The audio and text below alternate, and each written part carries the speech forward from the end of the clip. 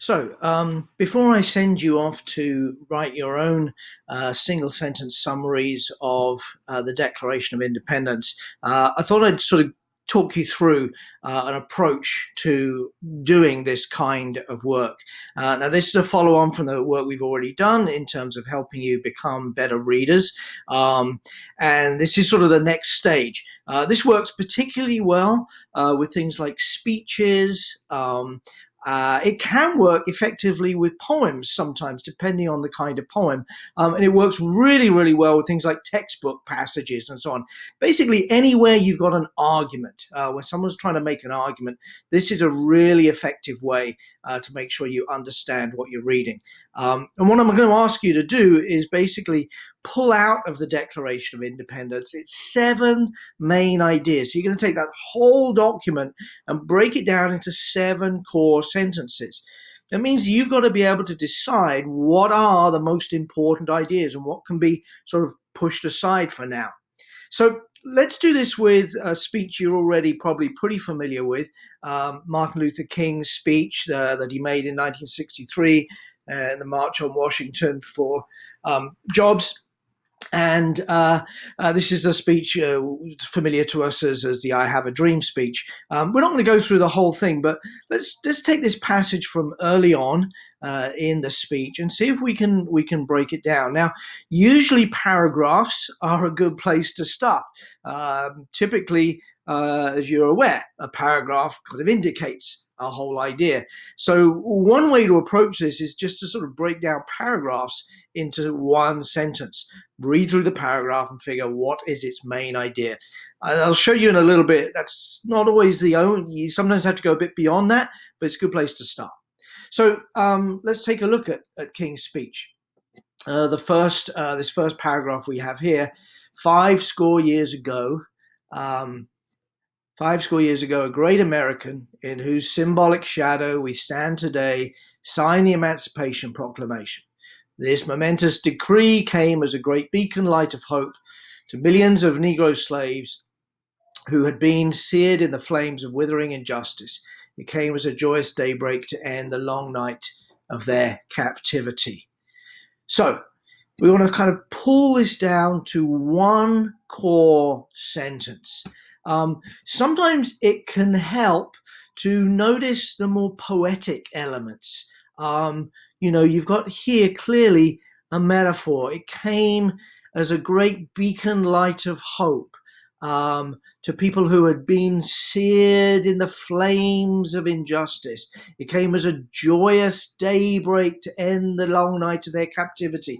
Now, those clearly are metaphors that are repeating the same sort of idea of a light that comes as a sort of a daybreak to end the suffering of people who'd been struggling and burned in flames. But why did this come about? What was this momentous decree? Well, it was this here, right? It was when Abraham Lincoln signed the Emancipation Proclamation. And what did it do? It came as a joyous daybreak to end the long night of their captivity.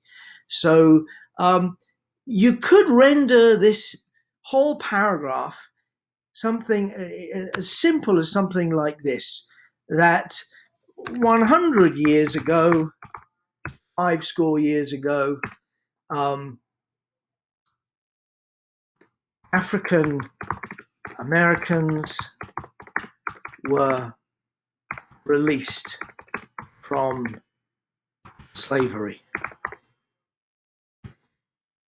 That kind of gets at the core of what he's saying there, yeah? 100 years ago, African Americans were released from slavery. That's the main idea that he's talking about in his argument, the main fact he's stating, the main part of the argument. And he goes on to say, but we know that we've got part of a logical argument here because we've got one of those little words that seems so innocuous but indicates a logical relationship between one idea, this passage, and the next idea, this passage.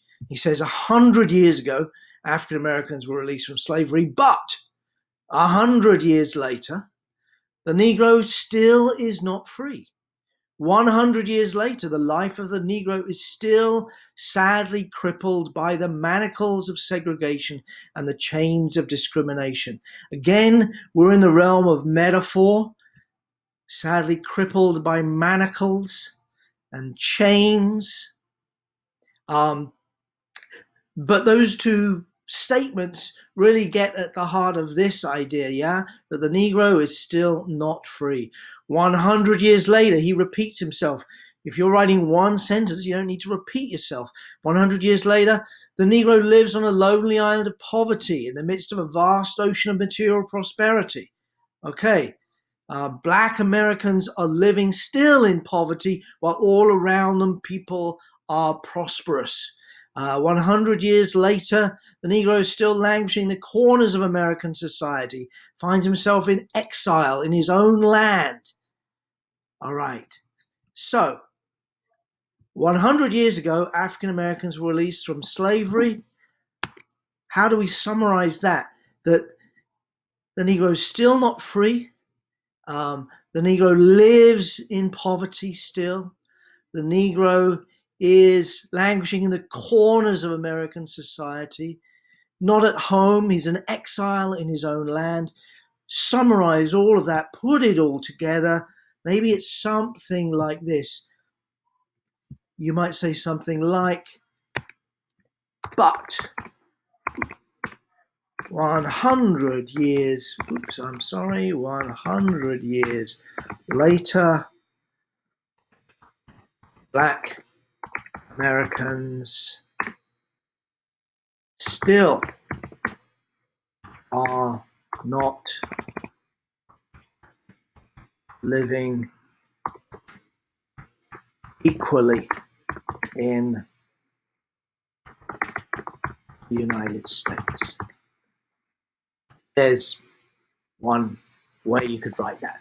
There are many different ways you could express that, but that's essentially a fairly solid summary of his argument. And then he goes on to say, in a sense, we've come to our nation's capital today, he's talking about, to cash a check. Okay, what's he mean by that? When the architects of our republic wrote the magnificent words of the Constitution and the Declaration of Independence, they were signing a promissory note, a promise, like a check that says, I promise to pay the bearer on demand the sum of $100 or whatever it might be. That's what a banknote says. It says, here's a little silly piece of paper, but this paper means that the Bank of America will pay you $100, and so you can give $100 to someone else, and they will give you $100 worth of goods. That's what a piece of paper, the bank statement or check is. To which every American was to fall heir. Every American was to get the benefit of this, the declarations, the promises made in the Constitution, the Declaration of Independence. This note was a promise that all men, yes, black men as well as white men, would be guaranteed the unalienable rights of life, liberty, and the pursuit of happiness. It is obvious today that America has defaulted on this promissory note insofar as its citizens of color are concerned. Instead of honoring this sacred obligation, America has given the Negro people a bad check, a check which has come back marked insufficient funds. All right. Can we put that into one sentence? There really are sort of two ideas here. We've come to cash the check, which is the promise of the Constitution and the Declaration, the things that were promised to us that have not been promised yet. America's defaulted on this note. So maybe we can put something like, we are here to demand, demand the promise, the unfulfilled promise. That's an important word. It's obvious that America has defaulted. It's given the Negro people a bad check, insufficient funds. So we are here to demand the unfulfilled promise of equality promised in Declaration and Constitution. Sorry, I'm a one finger, two finger pecker.